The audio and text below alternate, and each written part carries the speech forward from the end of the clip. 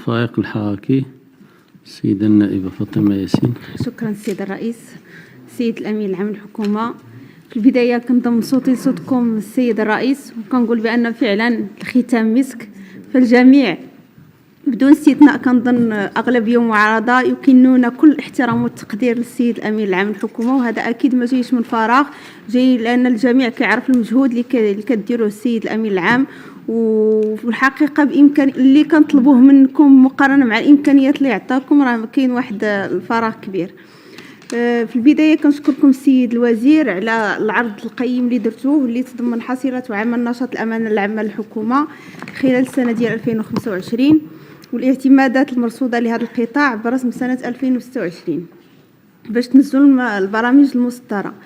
نغتنم هذه المناسبة أيضا اللي كنسجلوا بإيجاب الدور الاستراتيجي الهام اللي كتقوم به الأمانة العامة للحكومة على عدة مستويات، لا سيما على مستوى تدبير وتنسيق العمل التشريعي والتنظيمي للحكومة، مراجعة الترسانة القانونية والتنظيمية لمواكبة التطورات التي تعرفها بلادنا على جميع المستويات لتحقيق الأوراش الاستراتيجية الكبرى التي انخرطت فيها بلادنا إلى جانب مهام أخرى تدخل في اختصاصاتها. سيد الوزير، بالرغم من المجهودات اللي كنعترفوا بها كنا كما قلت التي تقوم بها الأمانة العامة للحكومة في مجال اختصاصاتها، نود في الفريق الحركي أن نطرح بعض الملاحظات والاقتراحات والتساؤلات أيضا. أولا، نجدد التأكيد على مطلبنا الرامي إلى إرفاق مشاريع القوانين المحالة على البرلمان، ولا سيما التي تكتسي أهمية كبرى بتقارير عن دراسة الأثر لضمان نجاعات شرعية. وأنا كنضم صوتي صوت زميلتي، لأن هذه دراسة الأثر عندها واحد الأهمية كبيرة، خصوصا في هذا الوقت اللي احنا فيها، وخصوصا عندنا واحد الجيل جديد اللي عنده متطلبات جديدة، وايضا لاننا ولينا كنطالبوا ان بالتشريع نحاربوا الفساد. يعني هذه دراسه الاثر هي اللي غتورينا الطريق فين غادي نمشيو في المستقبل. وايضا لان النظر الاهميه التي تكتسيها هذه الدراسات على المستوى التشريعي في اطار تحقيق التوازن بين السلطه التشريعيه والتنفيذيه.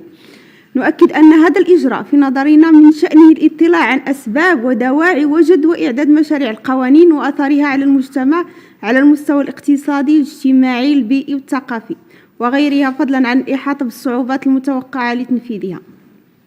وارتباطا بهذا الموضوع، نؤكد أن هذه الدراسات التي أضحت اليوم آلية ضرورية ستمكن مجلسي البرلمان من معطيات دقيقة وشاملة حول تشريع جديد أو مراجعة تشريع قائم، فضلا عن تمكينهم من المساهمة بشكل فعال في دراسته وتجويده.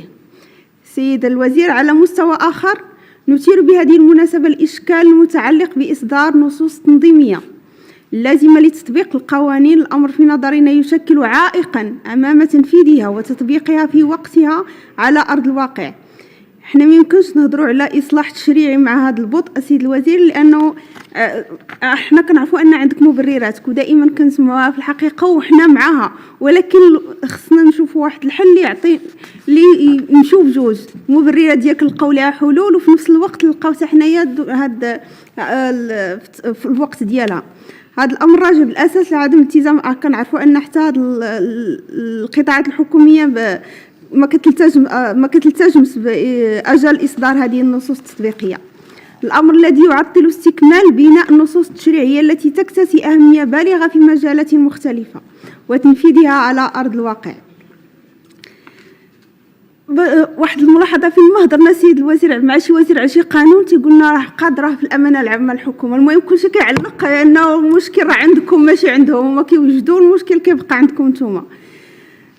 وكان واحد المساله اخرى اللي هي جد مهمه وتحز في نفس كل النواب البرلمانيين او المستشارين، هي مساله ضعف التفاعل الايجابي مع مقترحات القوانين في اطار المبادره التشريعيه لاعضاء البرلمان. السيد الامين العام للحكومه، هذه المقترحات راه كيدار فيها واحد المجهود اللي هو كبير من عند الساده النواب، ولينا كان نشوف واش حنايا فعلا مشرعين ولا واحد الاله باش ندوزوا المشاريع القوانين. لان الا جينا نشوفوا شحال من مقترح قانون خدا حقه وداز فعلا داك المجهود اللي دار فيه وبان راه والو بالنسبه لذاك المجهود اللي كيدار فيه، مع العلم ان هذه المقترحات القوانين راه كتجي من قربنا من المواطنين، ما كنجيبوهاش من فراغ. يعني حنا هذه المقترح خص تعطيها واحد القيمه اكثر بعض المشاريع راه كتجي مشاريع قوانين جايه غير من دراسات هكا، حنا قريبين للمواطنين، يعني كنجيبوا دوك المقترحات من باش نلقاو بها حلول فعليه لهاد الناس هادو.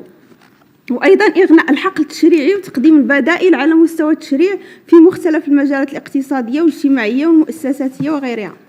انطلاقا من الدور التي تتطلب به الامانه العامه للحكومه في تتبع إعداد مشاريع القوانين والسهر على انسجام الهندسة التشريعية، نتساءل عن رؤية الحكومة لتحيين النصوص القانونية المتقادمة وخلق انسجام بينها، وهل هناك مخطط تشريعي في هذا الإطار؟ بخصوص الموارد البشرية كنأكدوا سيد الوزير بأنه يمكن خصكم توفروا وسائل حديثة باش تعزوا التكوين ديال هاد الناس هادو وتعاونوهم تساعدوهم باش هاد الناس اللي كتعانوا انهم عندكم قله، وتبارك الله كنعرفوا انهم عندهم واحد المستوى علمي عالي، ولكن ضروري خصهم وسائل حديثه اللي تعاون بعدا على الاقل نسدوا داك الفراغ ديال القله ديال هاد الاطر اللي عندكم. على مستوى اخر نسجلوا ان القانون المؤطر للجمعيات لم يعد يتماشى مع المستجدات الدستوريه ومع المرجعيات الدوليه، وكذلك مع التطورات التي تعرفها بلادنا على عده مستويات، فضلا عن التحولات التي يعرفها النسيج الجمعوي، مما يتطلب مراجعة هذا الإطار القانوني بمقاربة تشاركية. وهذه بالضبط خصها مقاربة تشاركية، لأن حتى المقاربة التشاركية بزاف الناس كيلوموا عليها في المشاريع القوانين اللي كاين، تيقول ما كايناش مقاربة تشاركية. يعني في العمل الجمعوي خص ضروري تكون، وذلك من أجل النهوض بهذا القطاع باعتباره شريكا أساسيا في مسلسل التنمية. وفي هذا السياق نتساءل عن الإجراءات المتخذة لمراجعة شروط ومسطرة الاعتراف للجمعيات بصفة المنفعة العامة بسبب ضعف عدد الجمعيات التي تتوفر على هذه الصفة لصعوبة الحصول عليها. كاين بزاف ديال الحوايج اللي ما كيخليهمش يحصلوا على هذه الصفة هذه، وكتعيق لهم أنهم يديروا بزاف ديال الإجراءات. كما نتساءل عن رؤية الحكومة لتعزيز الأدوار الحيوية التي تطلع بها جمعيات المجتمع المدني كشريك أساسي في التنمية البشرية المستدامة وفي خلق فرص شغل على الصعيد المحلي أو الجهوي، بالإضافة إلى مساهمتها الأساسية في معالجة التحديات الاجتماعية والإنسانية والبيئية والثقافية وغيرها. على مستوى آخر نتساءل عن خطة الحكومة لتدبير الدعم العمومي المقدم للجمعيات، وعن التدابير والإجراءات المتخذة لمراقبة كيفية صرف الدعم المقدم وتقييم النتائج المحصل عليها. بخصوص الدعم الأجنبي يتسم النسيج الجمعوي المغربي بدينامية بارزة تعكس عمق انخراطه في المسار التنموي التي تشهده بلادنا منذ عقود، علما أن الدستور منح للعمل الجمعوي مكانة متميزة وأدوار مهمة جعلت منه شريكا قويا للسلطة العمومية والجماعات الترابية. وعلى هذا الأساس شكل النسيج الجمعوي المغربي محطة تقدير وثقة من قبل مجموعة من المؤسسات الدولية، الأمر الذي عزز أسس الشراكة لهذه المؤسسات الدولية مع عدد كبير من الجمعيات المغربية أثمرت تمويل مشاريع تنموية مهمة خاصة في العالم القروي، منها الماء الصالح للشرب، الاقتصاد التضامني وغيرها من المشاريع التنموية. لكن الإشكال المطروح هو أن الجمعيات التي تشتغل خارج محور الرباط والقنيطرة تجد صعوبة في التصريح بالتمويل الخارجي لدى مصالح الأمانة العامة للحكومة من خلال الاضطرار إلى وضع ملف ورقي سواء مباشرة أو بواسطة البريد العادي في زمن العالم الرقمي. وعلى هذا الأساس ما هي الإجراءات المتخذة لاعتماد التصريح الإلكتروني بالتمويل الخارجي من قبل الجمعيات لدى مصالح الأمانة العامة للحكومة، خاصة أن الحكومة التزمت في إطار مبادرة الشراكة من أجل حكومة منفتحة اعتماد رقمنة الخدمات الإدارية. وفي الأخير نؤكد على ضرورة الرفع من الميزانية المخصصة للأمانة العامة للحكومة تتماشى مع حجم المهام الموقعة على عاتقها لتمكينها من الاطلاع بمهامها على وجه المطلوب. شكرا.